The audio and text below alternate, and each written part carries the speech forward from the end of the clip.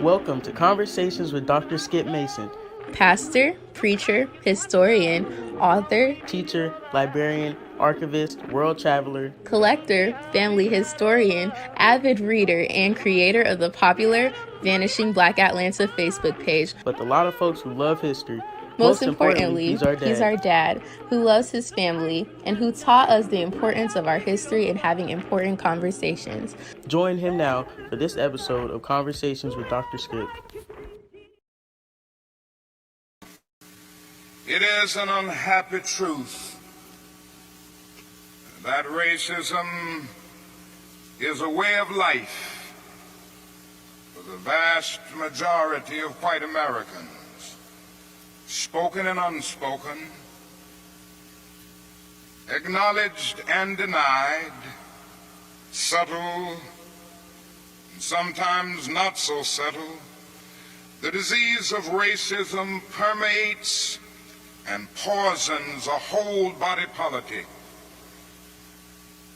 And I can see nothing more urgent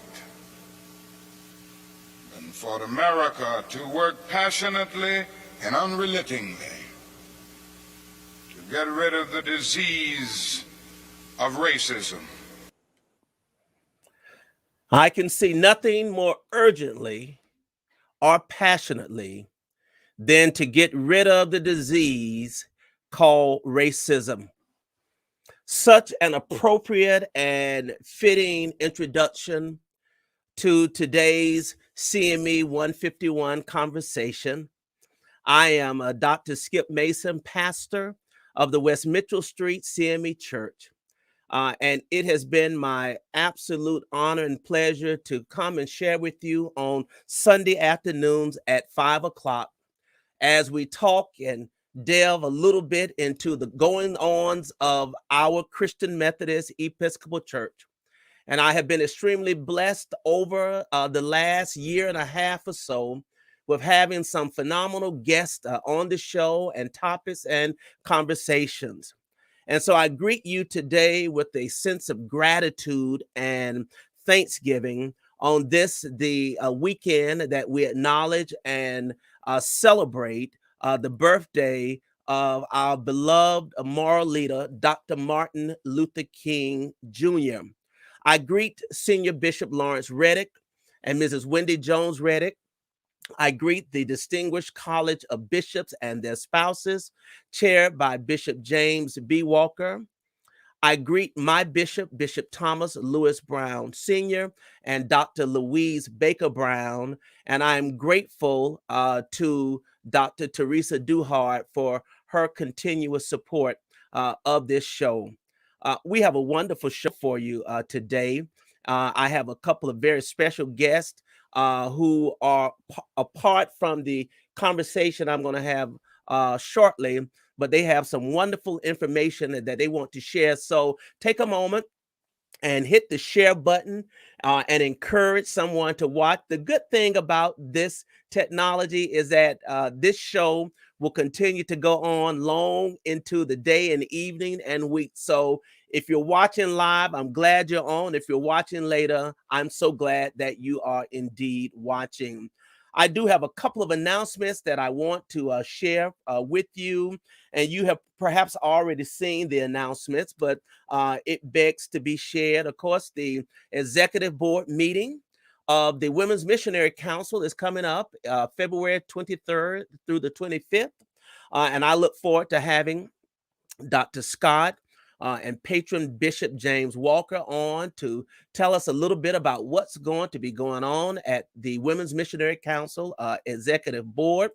As you know, the Connectional Young Adult Ministry will be presenting general conference classes, the road to Cincy, and I'm excited about that. In fact, I think they may have already launched. They also have another initiative that they are a part of, and I'm going to have Madam President Tiffany on soon. 151 Show Your Faith Mission Project. I'm excited about that, and I'm certain that our General Secretary of Evangelism and Mission is also excited about that, and we'll be talking about that as well. Also, as we celebrate the life and legacy of Dr. King, two giants, one in the field of theology and homiletics. Dr. Henry Mitchell transitioned to be with the ancestors. Legendary instructor, professor, author, the other half, and of Dr. Ella B. Mitchell. They were a dynamic duo. And we certainly remember them. We call his name out today as well. And then in Atlanta, my hometown, the legendary elder Cal Morrell. Now, those of you outside of Atlanta, you may not be familiar with Elder Cal Morrell, but he was also known as the Happy Preacher. And I want you to know that if the Happy Preacher showed up at your event, brothers and sisters, it was on and popping. It was, not only did he legitimize it, but he brought his tambourine, he brought his bag. And I tell you, if nobody else said amen, the Happy Preacher was going to push the preacher on.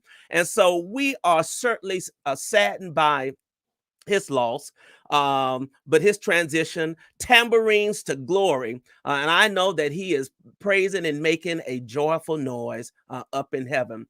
I'm excited about not only this show, but next week's show. I am delighted to have these two, the dynamic duo, Reverend Dr. Otis Moss Jr. and Reverend Dr. Otis Moss III, the pastor of the Great Trinity in Chicago. Both father and son will be with me on next week to talk about their tremendous legacy, a feature film, and Reverend Dr. Otis Moss III is participating with other pastors in a hunger strike. And so he will be sharing a little bit about that. But we're going to also preview the film that they worked so hard on about Reverend Otis Moss Jr.'s father. I'm only going to show just a short clip, but take a look.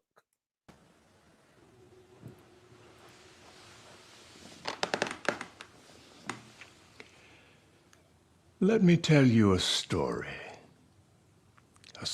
about my father, Otis Moss Sr. You'll have to come back next Sunday to hear the rest of the story. It is a remarkable film about Reverend Moss's father's attempt to register to vote and then to vote in the 1920s and 30s Georgia. It is something to see. So I'm excited to have the Moss men on with me. And again, the film is called Otis Dream, and we'll be airing that on next Sunday. But today, I have two of the stalwarts of the church. I can hear Bishop Elin Brown channeling. Oh, Skip, these are stalwarts. You know, he would say something else, but I can't use that language on the air. But these are some big dogs in the church. We have with us today Dr. Leon C. Moore Jr., who is the General Secretary of Evangelism and Mission, who has been a frequent guest on this show. And for the first time ever, we have Dr. Barbara Christian Campbell, the president of the Connectional Lay Ministry, who is on to share some very important information as well. And many of us today in our church service and our worship experience virtual shared in the beautiful Martin Luther King Jr. litany that she wrote. And I made sure that we shared that today. Welcome, my friends. So glad to have you on. Thank you. So glad to be here. Thank you, Dr. Skip. Dr. Campbell, I'm going to start with you. You are engaged in a lot here in the state of Georgia and across the connection as it relates to advocacy, social justice, etc. So I want you to take a few moments to talk about what you're doing and some things that we need to know right now in this moment and season. Then we're going to come back and hear from Dr. Moore, who's going to tell us about the exciting upcoming new season of CME Grow. Dr. Campbell, welcome. Please share. Thank you. I appreciate being on the show. I would like to begin by saying I am the chair of social concerns for the Georgia North region and the chair of the Democratic Party of Georgia Black Caucus. But since this is King Week, I want to share these words from Dr. King. We are all the benefactors of the deeds, contributions, and sacrifices of those who have gone before us. They left their mark, and we enjoy the fruit of their labor. It is incumbent upon us, therefore, to leave our mark and to make greater contributions to the betterment of society. There are those who may say, I never get involved in politics. And to that I say, do you drive a car? You got to have a tag. If you drive a car, you got to have a license. Do you pay taxes? There is no way you can say you're not involved in politics. And so I want to share with you some of the issues that are coming before us that are so important.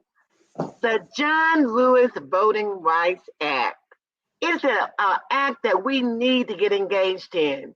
And if you don't know your state representative or your congressman or your senator, that's where your homework begins. You need to know them and they need to know you. 2021, 19 states enacted 33 laws that will make it harder for Americans to vote. To ensure the right to vote, we have to pass the John Lewis Voting Rights Act. We say we have over 800,000 CMEs. Just the CMEs alone can make a great impact on getting Congress to pass this Voting Rights Act. And it was really restore election integrity. During the last election, people were threatened that they could be arrested if they gave water or snacks to people voting in line. This is very serious. Our governor just signed a controversial bill that says you can carry a concealed weapon without a license. Georgia is known as the gun capital of the South because it is so easy to get a gun in Georgia. Have you let your voice be heard? Have you called your state representative before this becomes official? The third thing I want to talk about is the governor opposes teaching the critical race theory, is what he's talking about in Georgia, where you can't talk about the things that have happened in the past. And he wrote a letter to the State Board of Education saying he did not want it taught. And I quote, he said, Georgia is not a racist state. But on our school board, we have 14 members and only 3 are African American. But Georgia is not a racist state. The topic has been a point of contention. Do you know about that theory? If you don't, it's time that you learn. I was so proud to read on January 15th in the Atlanta Constitution, that's our major paper, that several Emory University graduates and faculty members have called for the renaming of some of their buildings on the campus. Let me just share with you. One of the names is Atticus Green Haygood. If you've ever been to Haygood, if you've ever been to Payne College, you know there's a Haygood building. A residential hall is named after Haygood, Emory president, who served from 1875 to 1884. He helped founded the school that is now known as Payne College, a historically Black college in Augusta. Haygood was outspoken against Blacks voting after the Civil War and supported the idea of putting the parents of biracial children on chain gangs. That would be a good Black history topic for students to look at the schools and the streets in their neighborhood and look at that history. As we look at what's going on around us, we have got to be involved. We can't just hear it and do nothing. If you see something, say something. And if you can do something, do something. That's the message we want to leave with you today. Not only CMEs, but anyone else who is on this call. We need you to take action. Thank you. Wow, what a message that is. Dr. Campbell, thank you. Thank you. You have been given your charge and you know what we need to do. And this weekend is about action. It is about your taking steps to reach out to your congressperson, senator, representative, etc., letting them know how you feel. Every letter counts, every email counts, every vote counts. And we're just so happy, Dr. Campbell, that you are spearheading the social justice for the state of Georgia and all that you do across our region. And I look forward to having you back as we get closer towards the general conference, because Dr. Moore, we know that Dr. Campbell is a general conference personality. So we can expect to see her on the floor of the general conference. We don't know what the issue will be, but Barbara Campbell will be large and in charge. Dr. Moore, I'm so glad that you have joined me again to talk about the upcoming season of CME Grow. Tell us about what you have lined up for this coming season. Yes, thank you, Dr. Skip, for this opportunity to share. We want to recognize the presence of our connectional lay, Dr. Barbara Campbell, and I echo the sentiments that you shared in the greetings to the college. This season, season 3, will bless your socks off. Listen, it's a combination of season 1 and season 2. That if you attended any of our sessions in season 1, you know that we had a group of panelists, and those particular panelists kind of dialogue with each other and dialogue with the people that came on. We also fielded questions, and we had an opportunity to get to know each other a little bit better. Then in season 2, we put a little bit of spin on it. Season 2 offered for us some guest presenters. Each of our facilitators had an opportunity to bring in guest facilitators to share. And oh, what a blessing it was. But in season 3, we're going to take the best of the best. Listen, we're going to mix the two together. And our presenters have been given the leadway to do either a panel board, they can bring in someone that will share, but we're going to share from the book, I Refuse to Lead a Dying Church. Somebody ought to say amen about that. It's written by Paul Nixon in 2006. However, he did a case study in 2011, talked about we refuse to lead a dying church. Each of our facilitators will take a chapter, we will look at it, and we will talk about it, we will dialogue. This is not Bible study. It is an engagement and a dialogue and a conversation. As a matter of fact, we will have a greater focus on the local church. Let me also let you know today that we need you to register, we need your presence, and we need your voice. Amen. This season, we introduced to you someone who shared with us on last season, Pastor Zachary Mullen. Pastor Zach pastored in the 7th Episcopal District, and he will be one of our presenters on this season. Yes, we still have Dr. Van Carl Williams. Yes, we still have Dr. Kathy Jones. Yes, we still have Presiding Elder LaVisha Williams. Yes, we still have Dr. DeHenry Thurman. But yes, we need you, and this promises to be a blessing on this season. Dr. Skip, thank you. This season, we will not only focus on the greater good for the local church and its leadership, but not only that, we look at the rural church, we look at the urban church, we look at the suburban church, and we look at the small town. Let me remind you that although our presenters may be pastoring what we will call first churches or churches of high esteem, they had to start somewhere, and they did not start at the first church. So they have a broad experience and sharing. So we're just excited about the opportunity. Our chair, Bishop Paul Stewart, is excited.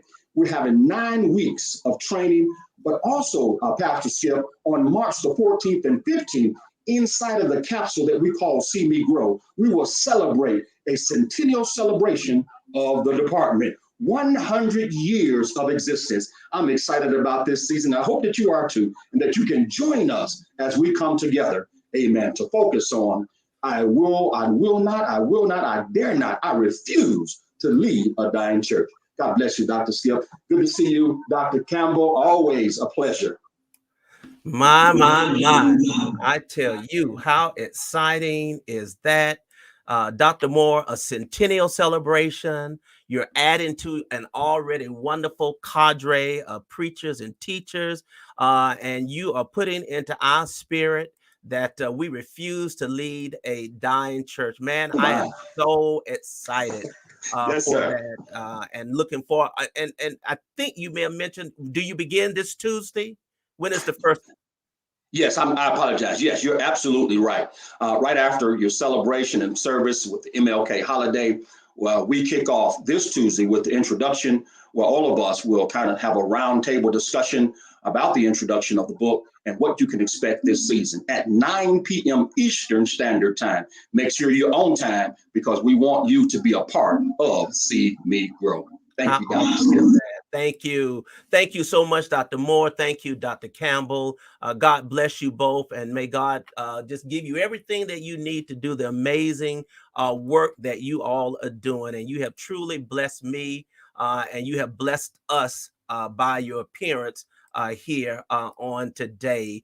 Well, today, I wanted to spend a little time with you as we are in the Martin Luther King Jr. weekend celebration.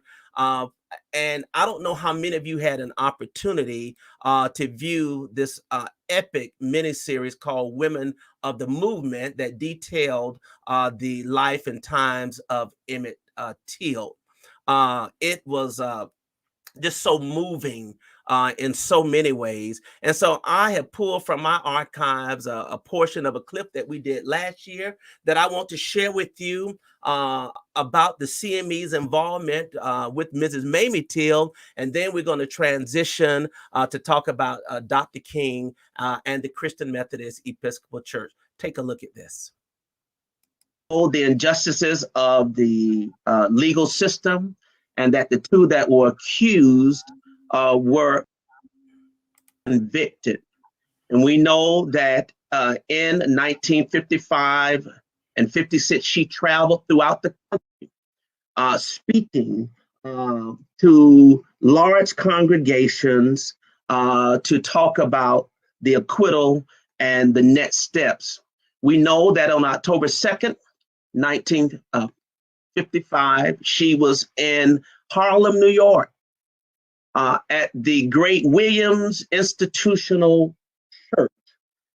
And the newspaper account says that there were over 50,000 people in the streets trying to gather inside of the church to hear Mrs. Mamie Till Mobley. She was accompanied by her father as well. And so inside of our Great Williams Memorial Institutional Church, Mamie Till Mobley stood gallant and courageous. And during that particular mass meeting, the great Daisy Bates out of Little Rock, Arkansas, phoned in. She was not able to be there to offer her support. And we all know Daisy Bates because she's associated with the Little Rock Nine.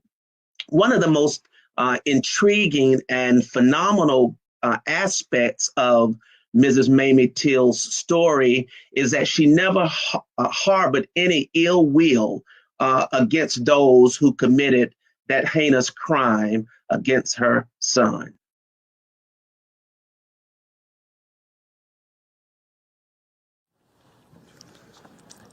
I too give honor to God, who is the source of my strength and the reason for my being.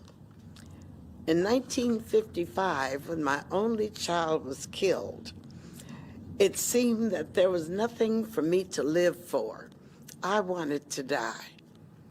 But in the midst of that planning, the Lord spoke to me, and he told me not to spend my time hating the perpetrators of the crime, because they would not even know that I was hating them.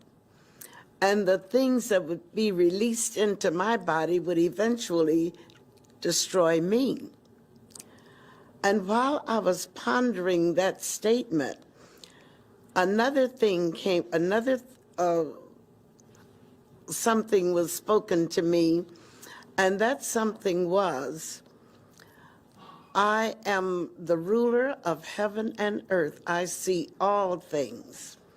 I'm commissioning you to go into the vineyard and work. And what is right, I will pay. And don't forget that vengeance is mine. And a wonderful thing happened to me. It seemed like someone took a giant eraser and my mind had become a chalkboard. And everything, all memories of Mr. Milam and Mr. Bryant were erased from my thoughts.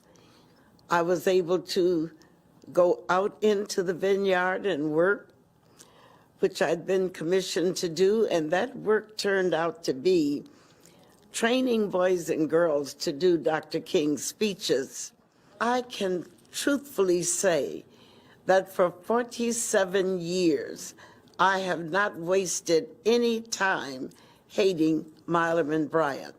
They became inconsequential so far as I was concerned. It was as if they didn't even exist. My goodness. They became inconsequential as far as she was concerned.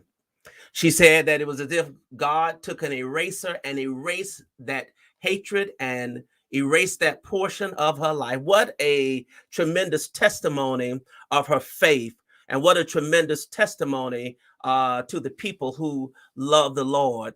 If you have not watched Women of the Movement, and I understand that it is very painful and emotional and triggering for many of you, I encourage you to bite down and watch it. It is so beautifully told. And on this week's episode, Williams Memorial CME Church will figure prominently in the episode. In fact, you will see the signage on the door, because you know I look for details, Williams and accuracy, Williams Institutional CME Church, our church, the CME Church, a part of this great story.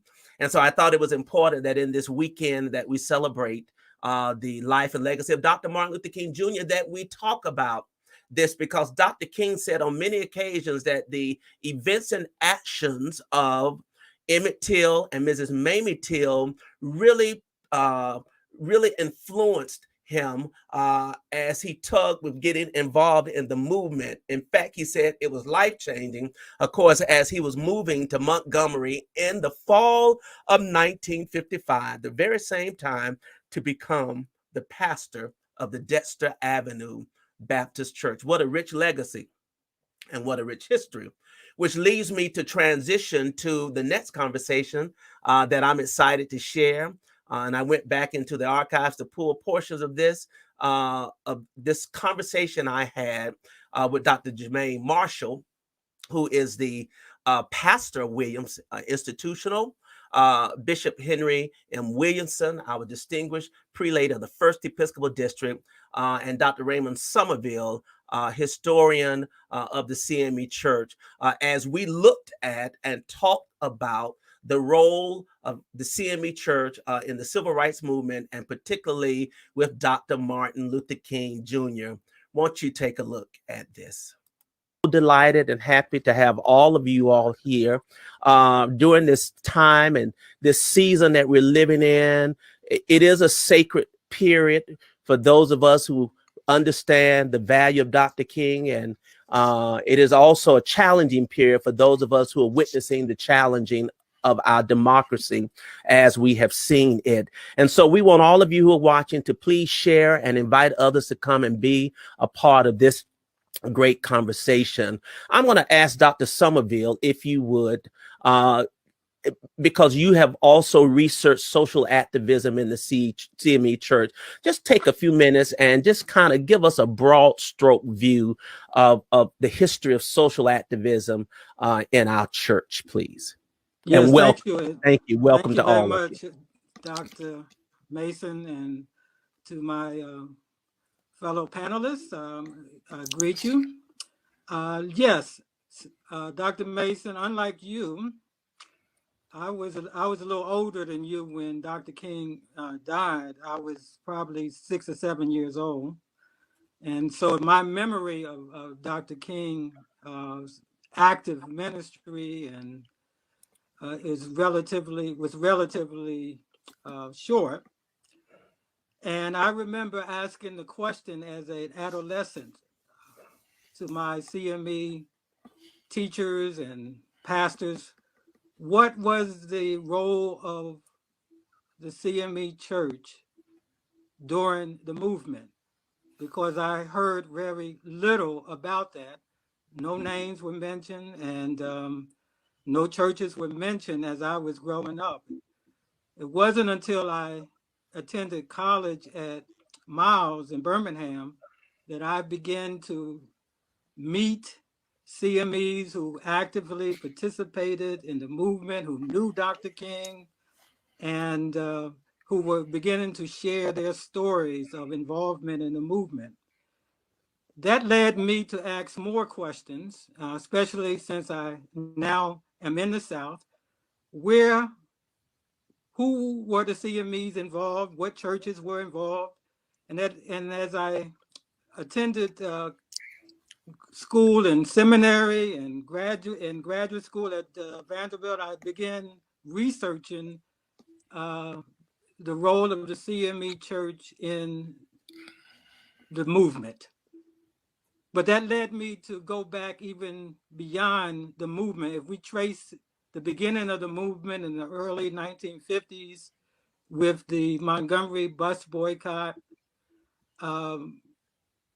we have to say, based on my research and others, that the CME Church had a much earlier involvement in what we would call the long civil rights movement, or the long Black freedom movement.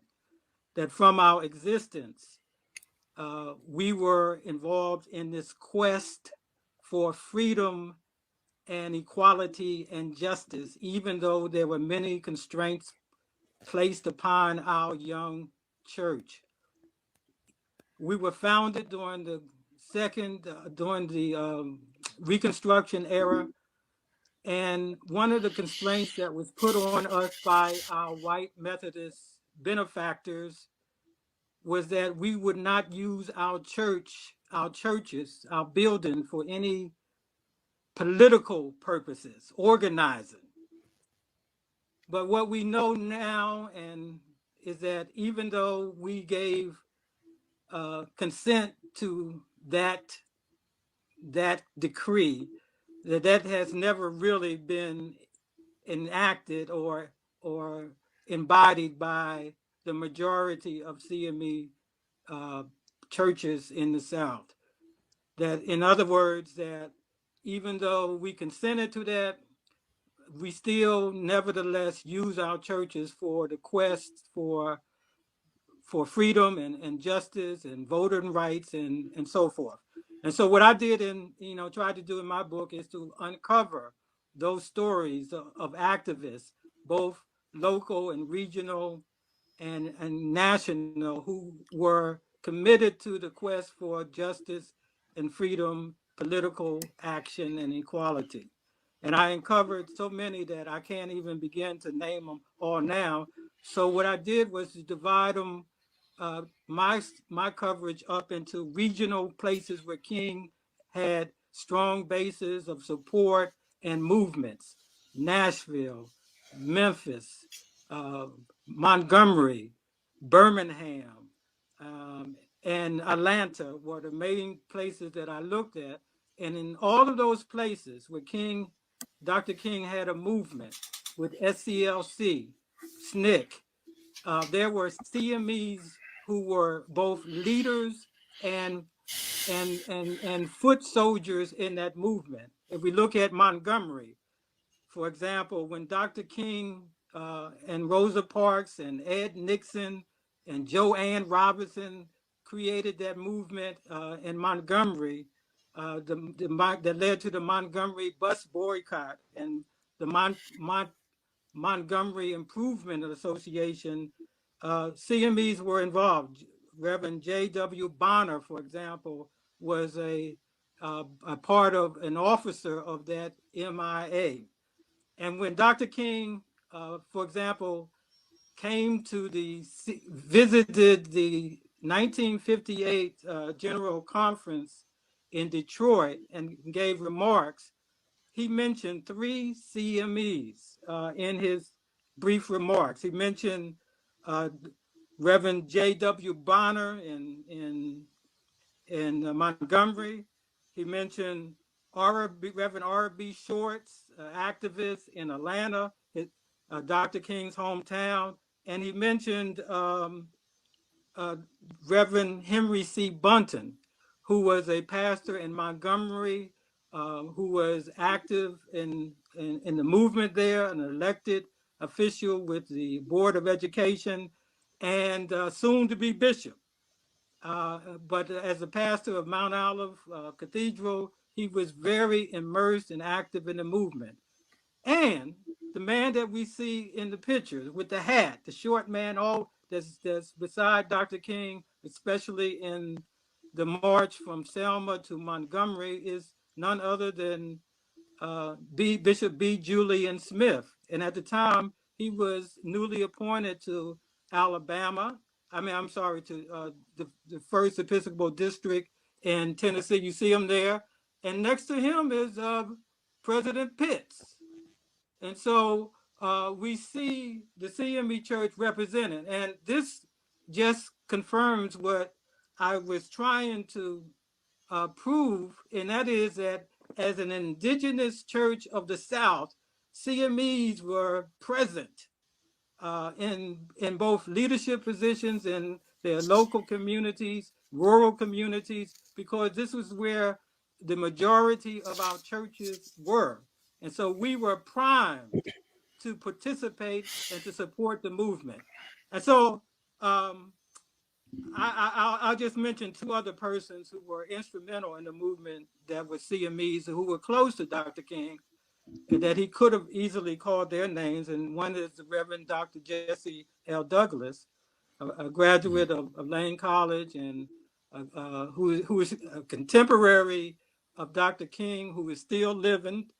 And we see him in this picture, but he was also one of the co-chairs of the march on from Selma to Montgomery. He was a pastor of First Methodist Church in Montgomery, pastor in Thurgood. Hey, there he is, pastor at Thurgood during the movement days. And so he was instrumental part of SCLC. And it is ironic that he's often identified in that picture as an unidentified white man, right? And that's how a lot of people in the press identified him. But those of us in the CME Church, we claim and we know who he is. He's not a white man. He's a proud Black man who was linked arm in arm with Dr. King. And so his involvement in the movement, SCLC, is legendary, and we need to honor and honor his legacy. The last person that I'll mention before I stop is that we don't often think of women as movement people close to Dr. King. We look at his organization, SCLC. Majority of the officers were male ministers and Baptists. And so we don't often recognize who the Methodist members of his inner circle were. And we can look at the role of James Lawson in Nashville in training a generation of younger participants in how to use nonviolent philosophy based upon Gandhian tactics. And we can look at Reverend Joseph Lowry, who was a United Methodist, but we also need to include people like Reverend Dr. Jesse Douglas as a part, and H.C. Bunton as a part of that SCLC organization. And so the person I want to mention that from Atlanta is Ruby Doris Smith, who came out of who was a Spelman grad. There's her arrest record in Jackson, Mississippi, a freedom fighter. And this is somebody we should know. And I didn't hear about until, I got well into my research. Somebody who committed her life, left Spelman College as a student to participate in the Atlanta movement, the civil rights movement, the organization of SNCC, the younger cohort that Ella Baker helped to create. And she was a rising star sitting next to Stokely Carmichael here in this picture and other figures in the movement. And had she not died prematurely of cancer, she would have no doubt been a major figure in the emergence of this younger cohort of SNCC and Black Power leaders. And so I'll stop there, but only to conclude by saying the CME Church was very much involved in the movement in the early stages all the way to the end of Dr. King's life and beyond. Thank you. Thank you so much, Dr. Somerville. And the only thing you didn't mention about Ruby Doris is that she was a proud member of the West Mitchell Street CME Church, where the current pastor is a little humble servant by the name of Skip Mason. You left out a very important historical fact. But we are so proud. Thank you. I tell you, you really laid that out, and I would like to add on top of that one other person that I'm certain that you are very much fully aware of, that was very much involved, particularly in Birmingham. That was Bishop, then Reverend Nathaniel Lindsay. Oh, yes. Seen here as they're about to be carted off to jail. You see Dr. King and Dr. Abernathy, and right behind Dr. King is then Reverend Lindsay, soon to be Bishop Lindsay as well. And there's some remarkable stories about that as well. But I tell you, you have laid that out, and we appreciate it. What a joy to have Bishop Henry Williamson Sr. With us. Still one of the hardest working bishops in bishop business, always engaged and involved. And we thank you for your hosting the 150th anniversary celebration back in December in such a grand and spectacular fashion. But Bishop Williamson, you've come today to talk to us about Dr. King in Chicago, Carter Temple. And so would you please, sir, share your memories and thoughts and help us to hear about Dr. King's time in Chicago, and particularly with Carter Temple. Thank you, Dr. Skip Mason, and certainly it's always powerful to hear Dr. Somerville, and looking forward to hearing Dr. Jermaine Marshall. I was his pastor for a few years at Jacksonville at Central Church, and I think at the time as he came to Christ, I'm honored to know that I baptized him. Yes, sir. That I didn't hold him under the water so that he's alive and well, great bright mind and spirit.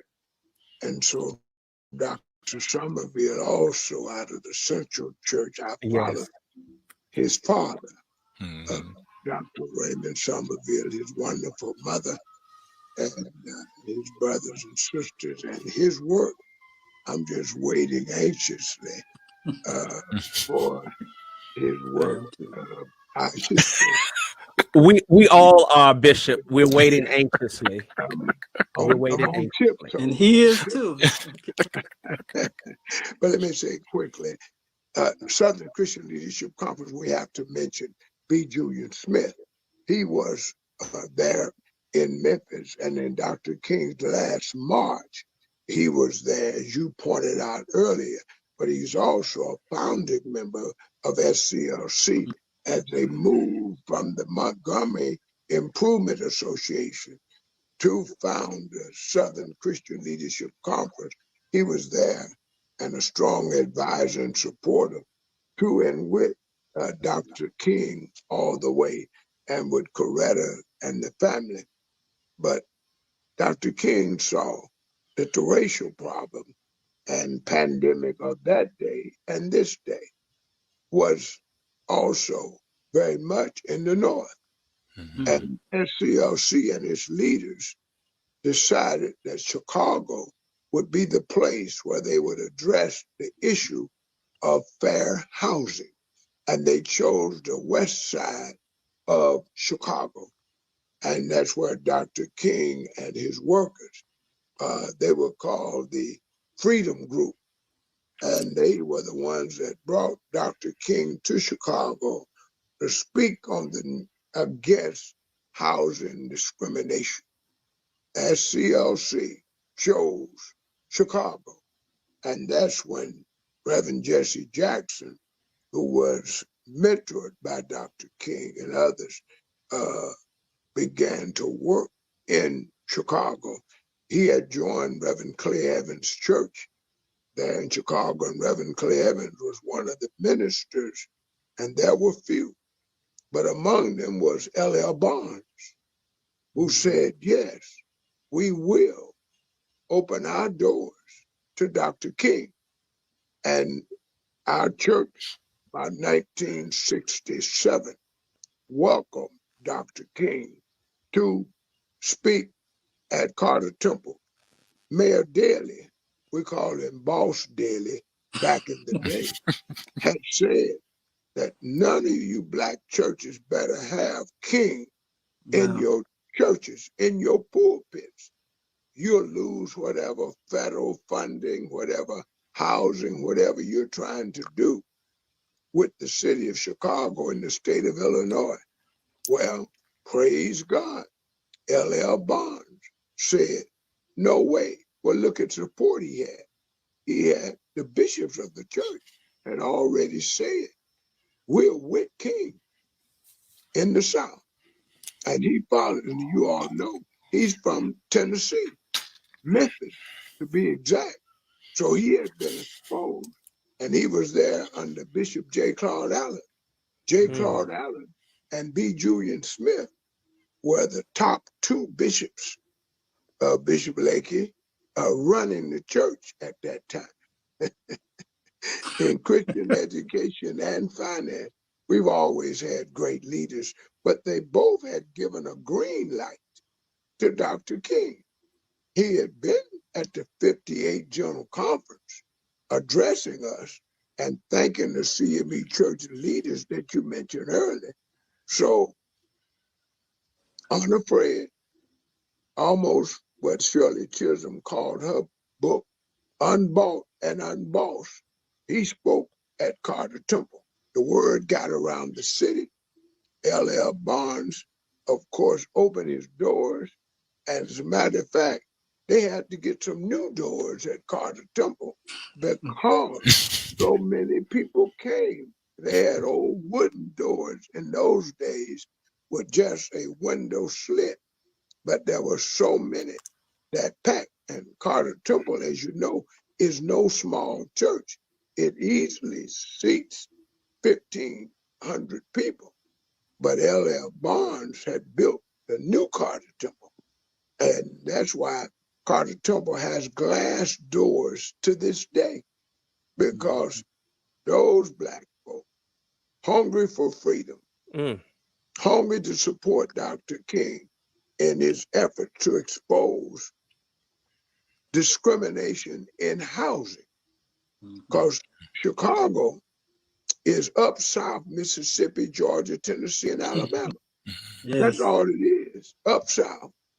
And those black folk were flooding the city. They needed decent places to stay. So that's how Dr. King began his movement, SCLC, coming to the North. They said, we will choose Chicago, and we'll do marching against unfair housing. And then, of course, later, he established Breadbasket with the young Jesse Jackson, where we must have an economic movement. What people don't understand or appreciate, this is why this day should be Martin Luther King Sunday all over the nation and all over the world, as a prophet and preacher and a movement to change America. And all of Dr. King with his team of leaders, Andy Young and all that were there, and Reverend Jesse Douglas, planned strategically to open up housing in the north on the west side of Chicago. They chose the west side of Chicago for some of the great discriminatory practices and run down homes that they were paying people for renting, and the landlords were just the houses. They'd be paying $150 a month for rent. Dr. King said it wasn't worth $50 because it was nothing but rats and roaches and buildings that in total disrepair for children to stay up. They had to stay up at night to fend off the rats and roaches from attacking the children. That's why Dr. King moved in. Al Raby and others in the Freedom Group supported his presence. And this, of course, brought worldwide attention to the need for a Fair Housing Act so that we could live in all parts of Chicago or in the nation. So Dr. King did an excellent job of leading, but he also said when he marched in the Lawndale community on the west side, he had not seen hate and groups that threw bottles. He was hit in the head with a bottle. I mean, them white folk, extremists, KKK, White Citizens Council that you saw last Wednesday in Washington. That's how deadly and angry they were. They literally attacked the nonviolent march. But that was the genius of Dr. King. We would have been dead and gone and extinct like the American Indian if King did not have the genius and guidance from God to do nonviolent demonstration in love and train the people not to fight back, kick back, cuss back, or any other thing that would immediately cause them to have been killed in the streets of Chicago, as well as in Alabama and Montgomery. That's the genius, because he had studied very well the Mahatma Gandhi's methods of freeing a whole nation, India, and he understood. And the power of that is really just being fully realized today. King and his team of leaders always chose well where they were going to go and had strategies that would lead to policy changes, changing the laws in the state of Illinois. And after Dr. King was killed in 1968 in Memphis, the Fair Housing Act was passed because of his work that he had done in Chicago. Dr. Clay Evans was building a brand new building. He had all of the permits and the foundation had been laid and steel work. And when Mayor Daley, Boss Daley, found out that Dr. King had been invited to speak at Fellowship and at Carter Temple and certain Black churches, he had the work stopped. And it took another 8 years before Reverend Clay Evans was able to finish the Fellowship Missionary Baptist Church in Chicago. So those churches suffered and fell out of favor with Daley and the machine, but they stood their ground, and Carter Temple CME Church was very much a part of it. When they started Breadbasket, the Jubilee Temple CME Church, Reverend W.A. Miller was pastor at the time, hosted some of the Breadbasket meetings as they moved to build an economic movement of boycotting with their dollars stores that had inferior products, and also where there was unfair biased housing. So it was a diverse movement and Dr. King, and strategically. And so it's no wonder that out of that movement, we also began to get black congressmen. One of the black congressmen that was CME that was appointed to fill a term was Bennett Stewart, who was a devoted member at St. Paul Church in Chicago under then Pastor Dr. D.I. Isom Jr. Also, one of the early movement person was Mrs. Reverend Dr. Jessie Ma Houston, who had a tremendous prison ministry, even carried on now by her daughter, Reverend Helen Sinclair, at Breadbasket. And now it's, of course, Rainbow Push. But she, Jessie Ma Houston, was a devoted member of St. Paul's CME Church who involved herself with Dr. King and the movement because of her activities in the prison. So even then, mass incarceration of black men and women, she understood it and was ordained fully as a chaplain in the CME Church to serve in the prison system, working alongside Dr. King, and then later with Reverend Jesse Lewis Jackson, who all of you know, Dr. King handed his batons on to Jesse Jackson, Andy Young, and others who went on to hold office. We all know what Andy Young did in terms of mayor of Atlanta, he and Maynard Jackson, and of course becoming the UN ambassador under President Jimmy Carter, and helped change Atlanta, what we have in Atlanta now. And the Georgia 2 senators has come out of that movement. Dr. King's dream continues to be realized in our nation, and the Black Lives Matter movement to bring change.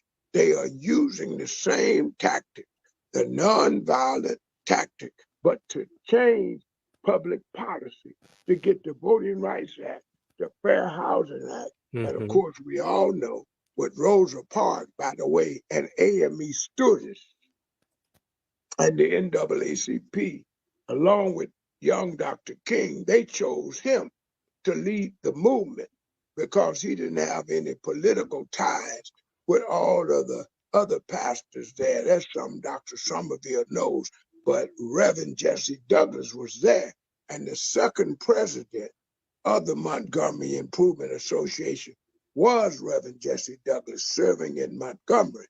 But then when he joined with Dr. King and they founded SCLC, a brilliant earned doctorate, brilliant man, Jesse Douglas, he became the secretary of SCLC.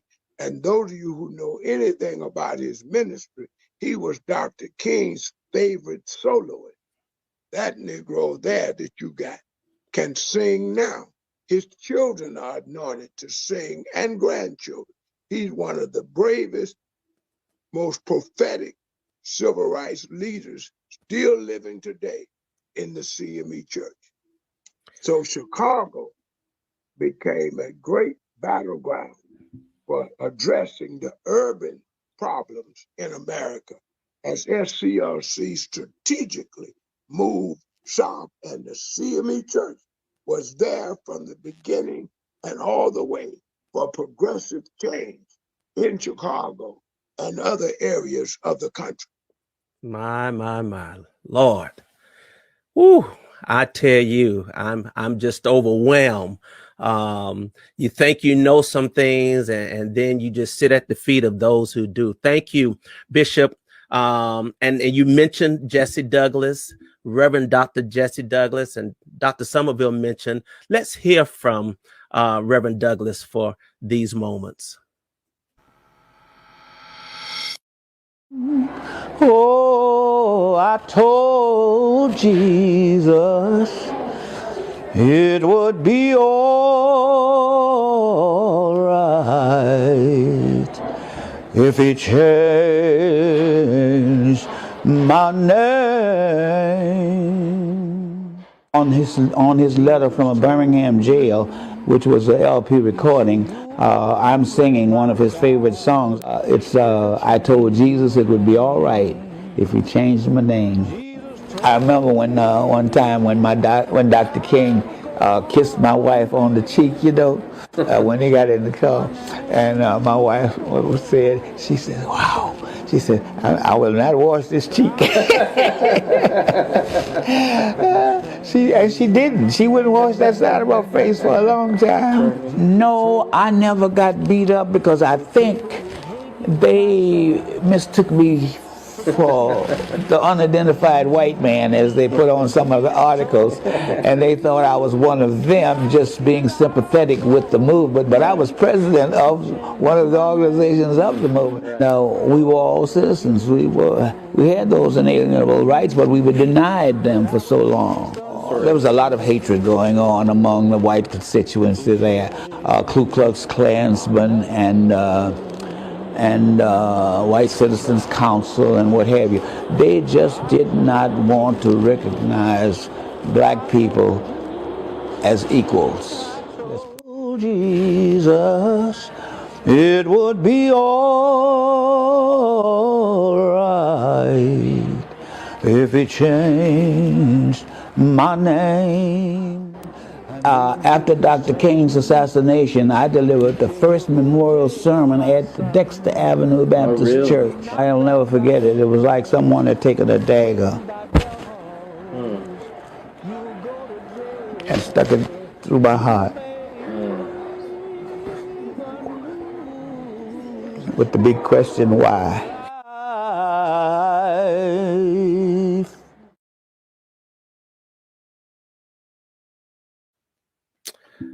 Beautiful. And what a beautiful voice and spirit. Dr. Marshall, you pastor the historic Williams Institutional CME Church in the heart of Harlem, New York. And Williams has served somewhat as a central meeting place for the movement up in Harlem. Would you talk about Williams' role in the movement, and particularly a couple of highlights that you'd like to share? Dr. King spoke at Williams, and would you please share that with us? And so glad to have you on as well. Thank you, Dr. Mason. It is certainly a privilege to share. I tell you, I'm neophyte on this forum. And it is such an honor and a privilege, certainly, to share with these giants, Dr. Somerville and certainly Bishop Williamson, who I'm so honored to have been baptized by as an infant. And I thank God for that.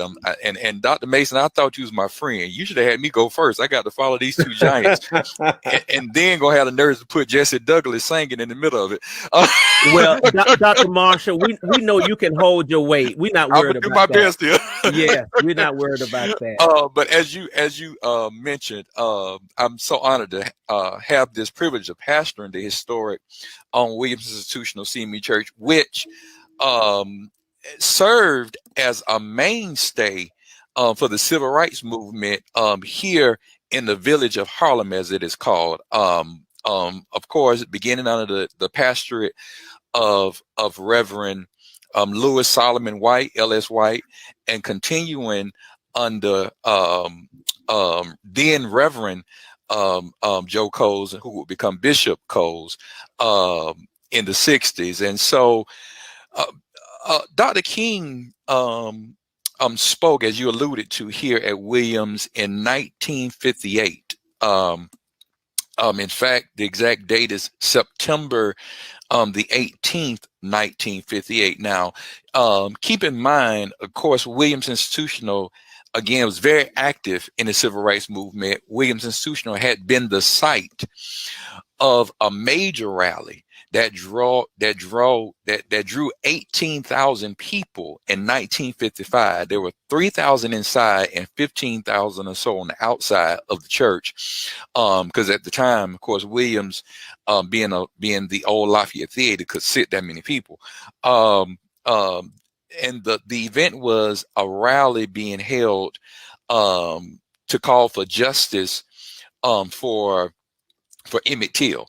And so his mother, Mamie Till, was here, and that rally was held in Bishop, and Reverend White was the pastor at the time. And so that was in 55. And of course, most historians, I believe, would argue that it was actually Emmett Till's assassination, I'm gonna call it, that really started the civil rights movement. And so Williams Institutional CME Church was at the forefront of that. And so when King comes in 58, he comes to Williams on September the 18th, and he preaches at Williams, speaks at Williams during an SCLC rally that Williams hosts. Now, of course, everybody has a vivid picture in their mind of Dr. King, of course, being assassinated on the balcony of the Lorraine Motel in Memphis, Tennessee in April of 68. But what most folk evidently either don't know or don't seem to remember is that Dr. King actually almost died here in Harlem just 2 days after he spoke at Williams Institutional on September the 20th of 1958. He was, of course, he was 29 years old at the time, and he was doing a book signing of his first book, Strive Toward Freedom, at the Bloomstein's store, the Bloomstein's department store, which was on 125th Street. And if you know anything about Harlem, you know anything about New York City, then you know that 125th Street is the main thoroughfare in Harlem. It still is to this day.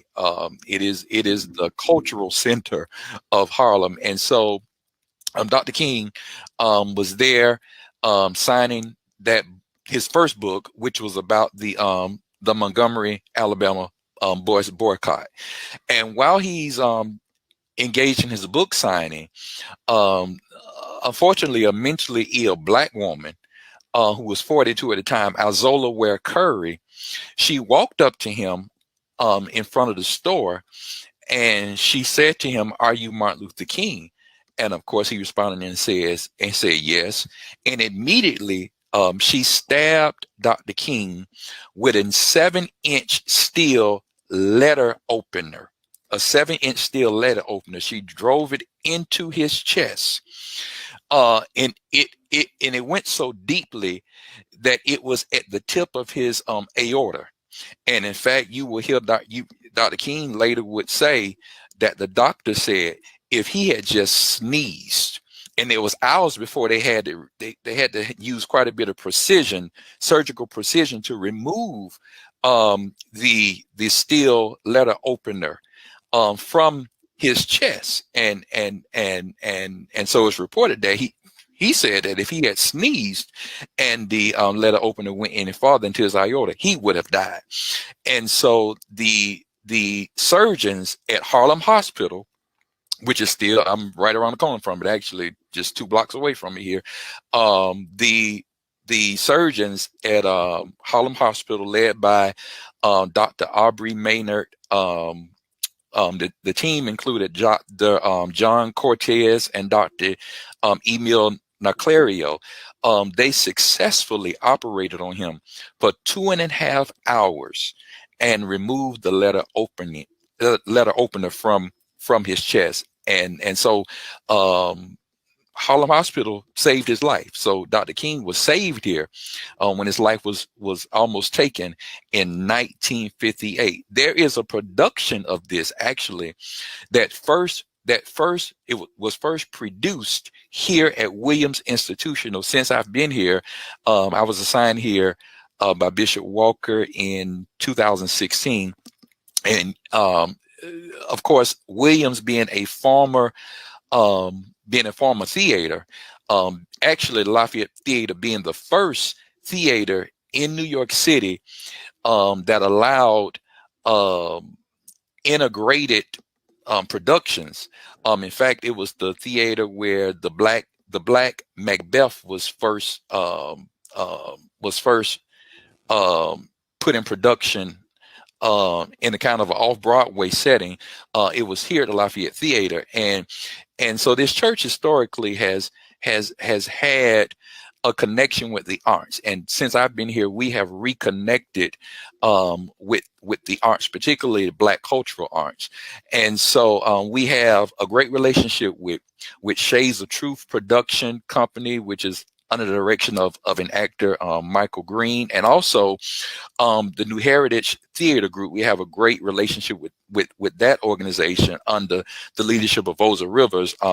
Mr. Rivers actually wrote the Broadway stage play for Serafina, and so they actually produced this play the day Harlem Saved the King in January. It was first produced in January of 2018, and Williams Institutional was the church where it was produced. We before, of course, the pandemic, we have several productions that are done here annually. I mean, sometimes 30 at least a year that are done here at the church. And so the day Harlem Saved the King was first produced here at Williams Institutional, and a year later, it evolved into When Harlem Saved a King, and it premiered at the Apollo Theater on 125th Street. At the Apollo Theater, September the 20th, 2019. But it started here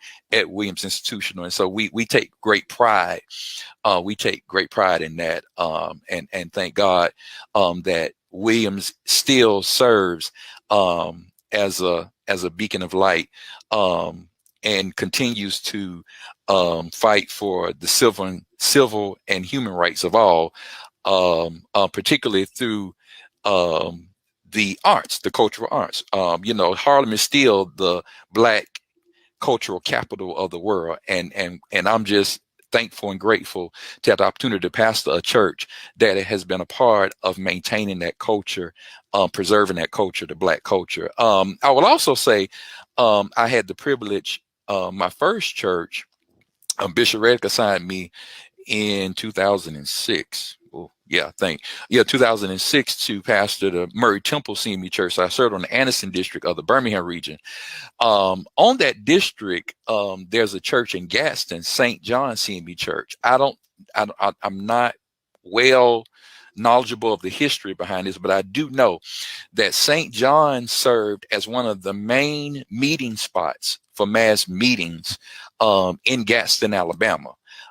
St. John was one of the main. I think there were only 3 main Black churches that served as a place for mass meetings, and I know that St. John CME Church was one of those places. And so I know Dr. King spoke there, I'm sure, many times.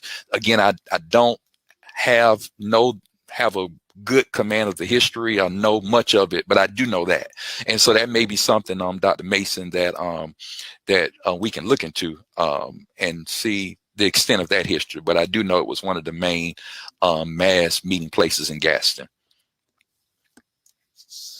Wow. Thank you. Thank you so much, Dr. Marshall, and for helping us to understand the pivotal role that Harlem and Williams Institutional played.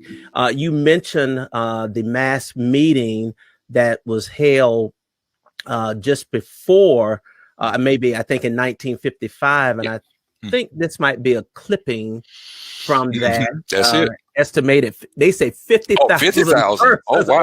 Overflowed. Yeah, 50,000. Wow. See, my numbers are down. That's amazing. Wow. Yeah, an amazing number of people. Yeah, and I will add, Dr. Mason, if I may. Yes.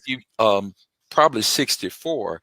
Both Fannie Lou Hamer and Malcolm X spoke here at Williams, and it was here at Williams when Fannie Lou Hamer first said, "I'm sick and tired of being sick and tired." My. That was from the pulpit of Williams Institutional. Wow, that is amazing. Bishop Williamson, you mentioned too the role of Bishop J. Claude Allen, and I wanted to put his picture up so that those who may not know him or may not remember him can see his face. And the influence that he had also in civil rights and politics. And Representative Stewart, that was a shock to me. I had no idea, Bishop Williamson, that he was a CME. So that was indeed an incredible historic moment. We're going to come back to all of you. I got a few questions I want to ask you, but we're going to hear some of the powerful words of Dr. King. Real organization to the riots. I think they grow out of the conditions that I've mentioned all along. And as long as these intolerable conditions are there, as long as the Negro finds himself living every day in a major depression, then every city will sit on a powder keg and can explode over the slightest incident. I feel that killing is a very tragic way to deal with any social problem. There is no violent solution to the problem that the Negro confronts in this country, and this is why I have constantly said that riots are socially destructive and self-defeating. After all, the Negro ends up on the losing end. We can't win a violent revolution. Most of the persons killed in riots are Negroes themselves. The persons who end up not being able to get milk for their children of Negroes because things where they have to live are destroyed. So there's no practical or moral answer in the realm of violence to the Negro's problem. But I do understand the sociological, the psychological, and the economic. My brothers and my sisters, what a remarkable afternoon with Bishop Henry Williamson, Dr. Raymond Somerville, and Dr. Jermaine Marshall, as they all have shared some very important historical facts about the CME Church's involvement in the movement, various movements, and certainly with Dr. Martin Luther King Jr. And so on this day, before the holiday and in between his actual birthday, we just wanted to come and to share with you and whet your appetites, to cause you to do additional research on the CME's involvement and engagement in civil rights. And there are more stories that have not been told. There are people who were on the ground working and involved throughout Alabama and Tennessee and Georgia and Florida and South Carolina and North Carolina, up in Chicago. And so our story must continue to be told. And if we don't tell our story, who will tell our story? Let me also add the name Attorney Donald L. Hollowell to the canon of great civil rights leaders in the Christian Methodist Episcopal Church. As I prepare to close this episode, let me share a book that I am reading.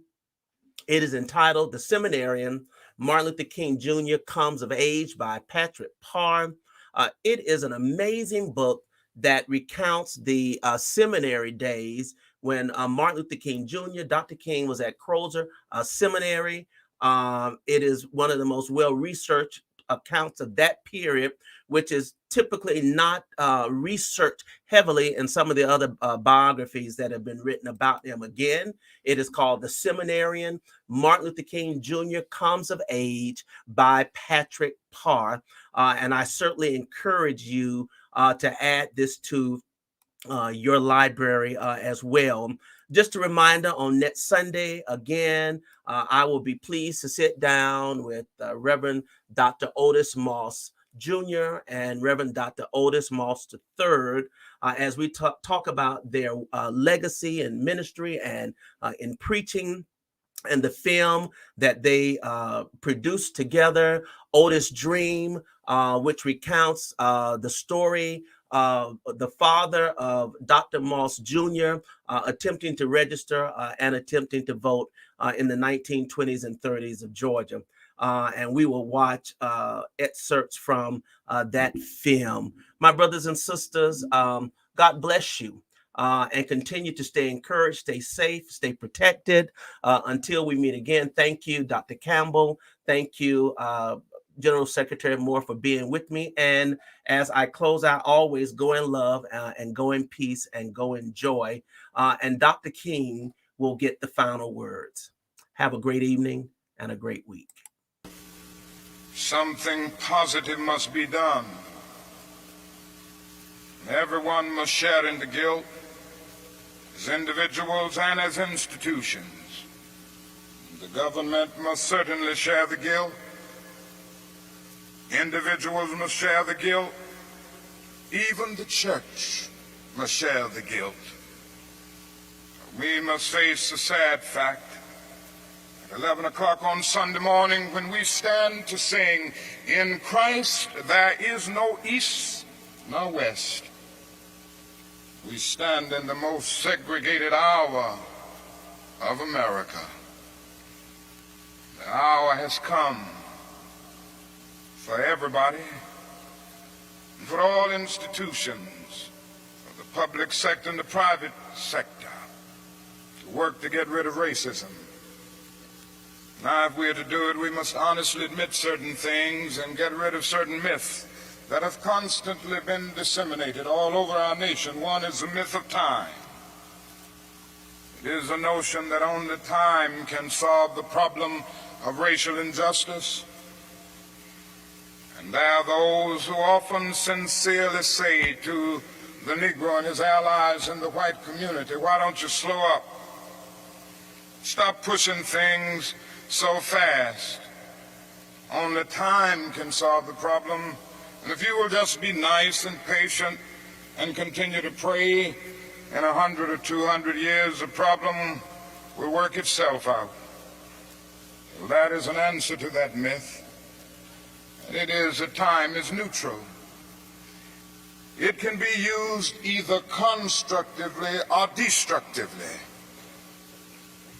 And I'm sorry to say this morning that I'm absolutely convinced that the forces of ill will in our nation, the extreme rightists of our nation, the people on the wrong side, have used time much more effectively than the forces of goodwill.